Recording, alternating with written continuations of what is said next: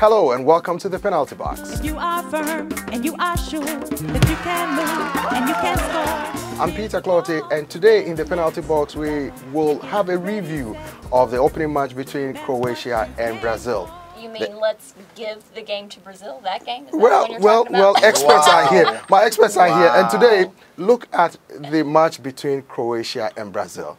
Well, Brazil won to much fanfare, but there were a bunch of controversies. Damir, how do you feel? Let me give a tissue. Where do I start? I have a tissue. By the way. You going? Okay.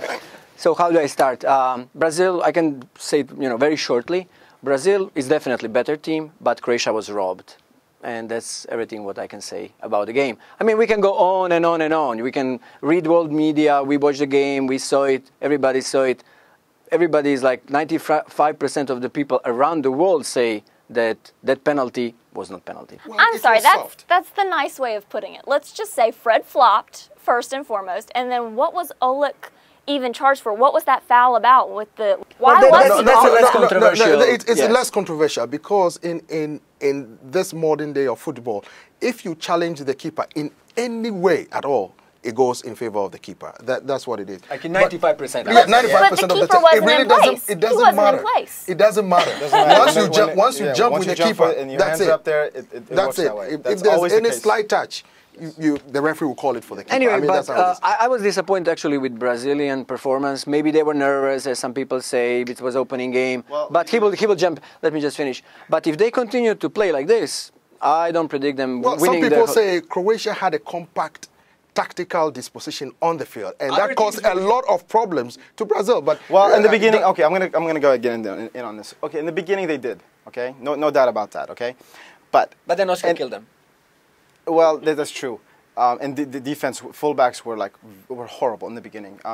Danny Alves going up there, sacrificing that whole section, and then Silva coming, and it kind of shifts the whole defense to covering one mistake, and then just it's going to cost you. But I do want to agree with you.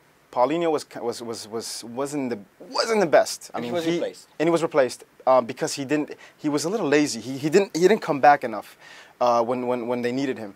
So the midfield wasn't really doing good. And yes, I agree with you. Oscar was the man of the match. And I'm actually, as a fan, I am so glad to see that happening, because I was very worried about him. Because remember in Chelsea, he wasn't doing really well. So I was like, he shouldn't play. And I was making an argument why Kaká, a veteran, should start.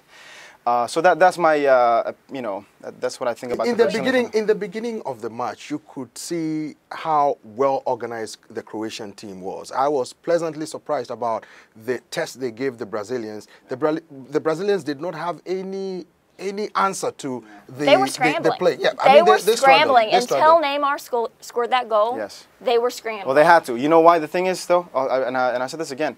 They hadn't had a serious game in a very long time.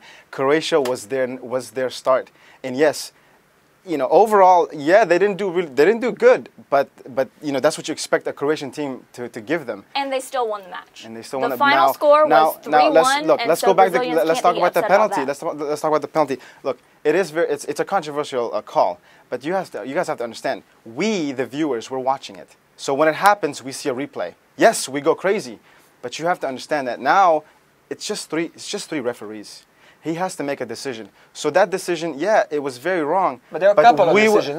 That's not the only one. But in England, he will get a yellow card for simulating. I agree with you. I totally agree with you. And what hurts to the Croatians, what really hurts, is that was such a game changer. It was. That really turned around the pace of the game. It really was. But see, when you're playing a host nation, you are bound to have such decisions going in favor, no matter how soft it is. We've seen countless games of host nations being given some form of soft padding, and that FIFA has a history of ensuring that the first game or the opening game always go in favor of the host nation. They are not about to change it right now, and that is why you have things like that happening. The opening game was a great game to watch for anybody who wasn't necessarily pulling for Brazil or Croatia. If you were a Brazil or Croatia fan, you weren't really happy with that game for obvious reasons. But especially if you're a Spain fan or an Argentina fan or a Germany fan, you really liked that game because Brazil did not come up as... Brazil didn't come up to play that they were supposed to. It's a wake-up call. Trust me, it's a wake-up call. It was their first game. I guarantee you.